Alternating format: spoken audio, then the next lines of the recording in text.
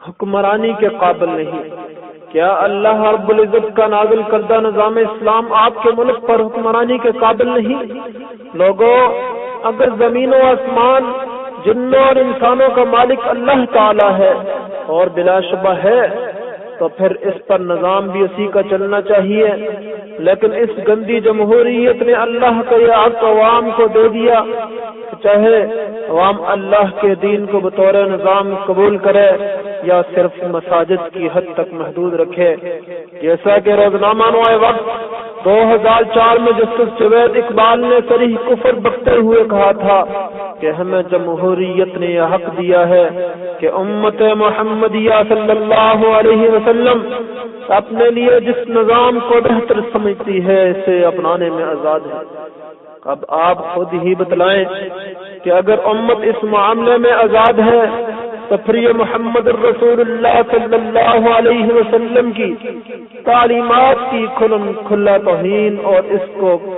کھٹے line لگانے کے مترادف نہیں ہے۔ جمہوریت کو اسلامی کہنے والے بے عقل مسلمانوں، یہ وہی جمہوری نظام ہے کہ جس میں آزادی اظہار رائے کے نام پر ڈنمارک اور ناروے والوں نے ہمارے پیارے نبی صلی اللہ علیہ وسلم، محسن انسانیت، پیغمبر خدا محمد رسول اللہ صلی اللہ علیہ وسلم کے توہین امیز خاکے بنائے تھے۔ یہ جمہوری نظام ہی ہے کہ جس نے اللہ اور اس کے رسول صلی اللہ علیہ وسلم کی توہین کرنے والوں کے منہ میں گز گز لمبی زبانیں دے رکھی ہیں۔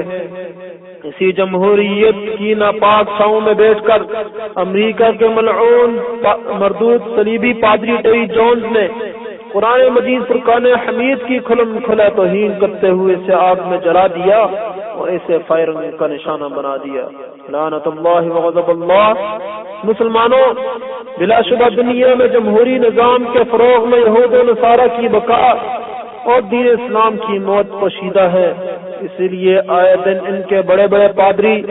یہ بیانات دیتے رہتے ہیں کہ جمہوریت اور اسلام میں کوئی فرق نہیں۔ اگر کوئی عقل سے کام لے تو جمہوری نظام کی حقیقت سمجھنے کے لیے یہی کافی ہے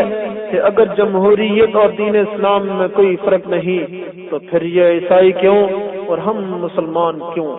کیا دین اسلام کا پہلا نام جمہوریت تھا یا جمہوریت اسلام کا دوسرا اور موجودہ نام ہے؟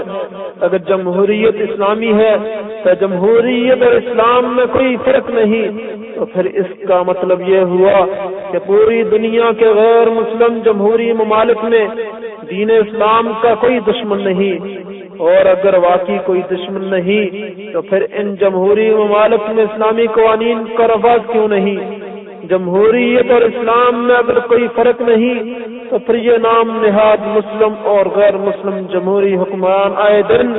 محمد الرسول اللہ صلی اللہ علیہ وسلم کی ذات اور آپ صلی اللہ علیہ وسلم کی بات کا مذاق اور انکار کیوں کرتے ہیں؟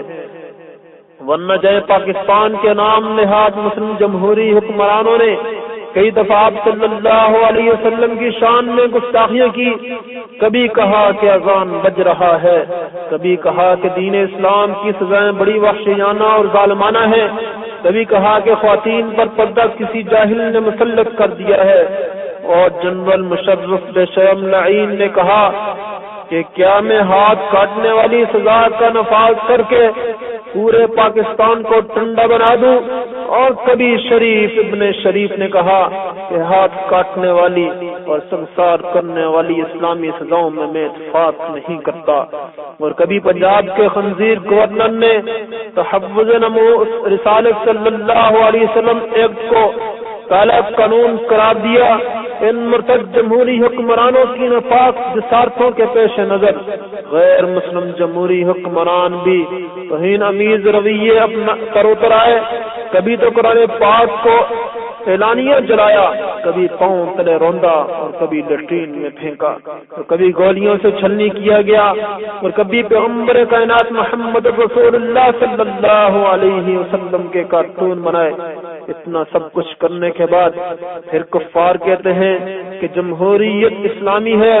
ان دونوں میں کوئی فرق نہیں، اسلام ہمیشہ سے جمہوریت کا قائل رہا ہے۔ افسوس یہ کہ بے وقوف مسلمان کفار کی یہ رام کہانی قبول کر لیتے ہیں، حیرت اور تعجب کی بات ہے۔ یہ دن ایسے جمہوری نظام نے ہی دکھائے کہ یورپی ممالک میں ہم جنس پرستی جیسے شرمناک جرم کو قانونی حیثیت حاصل ہے، اور اب پاکستان بھی اس جمہوریت کی برکت سے اس گندے کام کو قانونی شکل دینے کے لیے پر تول رہا ہے۔ جمہوری نظام خیالوں، خوابوں اور امیدوں کی جھوٹی دنیا۔ جمہوری نظام میں حکمران طبقہ خود تو حکومتی خزانے پر مزے کرتا ہے اور غریب، بے بس، بے کس اور مظلوم عوام کا مذاق اڑاتا ہے کہ جی اب عوام کی حکومت ہوگی، اب عوام راج کرے گی، ملک کی ساری دولت عوام کی ملکیت ہے، وغیرہ وغیرہ۔ اور یہ حقیقت سب پر عیاں ہے کہ عوام غربت، بھوک، بے روزگاری اور بے انصافی سے تنگ آ کر روزانہ خودکشیاں کرنے پر مجبور ہیں۔ اخبارات کے محتاط اندازے کے مطابق صرف پنجاب میں غربت اور بے روزگاری کی وجہ سے روزانہ 60 سے 70 افراد خودکشیاں کرتے ہیں۔ ایک اہم سوال جمہوریت کے چوکیدار مولویوں سے کہ یہ کیا تم روز قیامت شہنشاہ عالم مالک یوم الدین اللہ عز و جل جبار و قہار کے سامنے کھڑے ہو کر جمہوریت کو اسلامی کہہ سکو گے؟ اسلامی جمہوریت کا نعرہ لگانے والے بچی مولویوں، کبھی سوچا ہے تم نے کہ آنے والی نسل انسانیت پر کتنا بڑا ظلم کیا ہے؟ تمہاری وجہ سے نہت تک پہنچنے میں یعنی دین اسلام تک کتنی دشواری کا سامنا کرنا پڑے گا۔ آج تم نے اپنے مفادات کے لیے اسلامی جمہوریت کا نعرہ لگایا ہے، اور کل آنے والے لوگ اپنے مفادات کے لیے اسلامی نصرانیت، اسلامی یہودیت اور اسلامی مجوسیت کا نعرہ لگائیں گے، اور دلیل کے طور پر تمہارے لگائے ہوئے اسلامی جمہوریت کے نعرے کو پیش کریں گے اور کہیں گے اگر جمہوری نظام جو کہ انسانوں کا بنایا ہوا ہے وہ آسمان سے نازل کردہ دین اسلام کے ساتھ چل سکتا ہے، جڑ سکتا ہے اور اس میں ضم ہو سکتا ہے، تو پھر دین نصرانیت، دین یہودیت تو اس بات کا زیادہ حقدار ہے کہ وہ دین اسلام کے ساتھ مل کر چلے اور اپنی پہچان بھی برقرار رکھے، کیونکہ یہ تینوں ادیان آسمان سے نازل ہوئے ہیں۔ تبصرے ہوں گے تیرے عہد پر کیسے کیسے، میراث رواں چھوڑ گئے انسان معمولنا، کاریگر سوداگر تھے دین کے بھی، ہے کیا جو پاری تھے امت کا بھن بیچ کے، حق وہ جو سر چڑھ کے بولے۔ سبحان اللہ۔ جب اللہ تعالی حق کو ظاہر کرنے پر آتا ہے تو باطل پرستوں کے منہ سے بھی حق نکلوا دیتا ہے، جیسا کہ ابو جہل نے ایک دن تنہائی میں اپنے غلام سے کہا کہ وہ جو عبداللہ کا بیٹا محمد صلی اللہ علیہ وسلم ہے نا، وہ بالکل سچا رسول ہے۔ میں لوگوں کے سامنے اس بات کو اس لیے بھی تسلیم نہیں کرتا